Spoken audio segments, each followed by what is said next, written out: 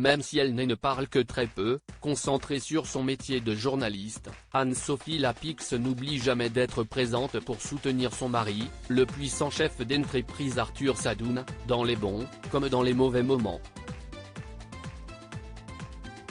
Et ces derniers temps, CIST une épreuve très difficile que celui-ci a traversée, une tumeur cancéreuse des amygdales, causée par le papillomavirus, une maladie sexuellement transmissible.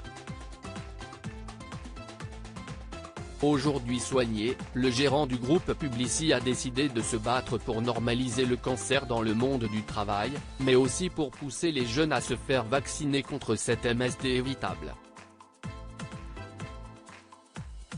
D'un point de vue personnel, cela expose votre famille.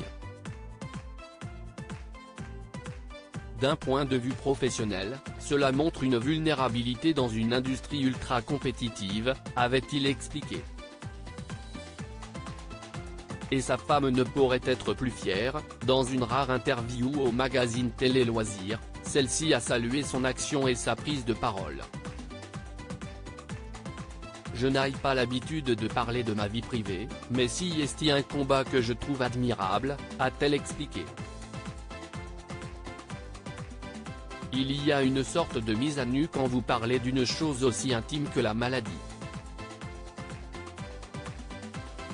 CIST courageux et cela fait bouger les choses. Il a transformé cette épreuve en leçon de vie et en volonté d'être utile. Je suis admiratif de cela.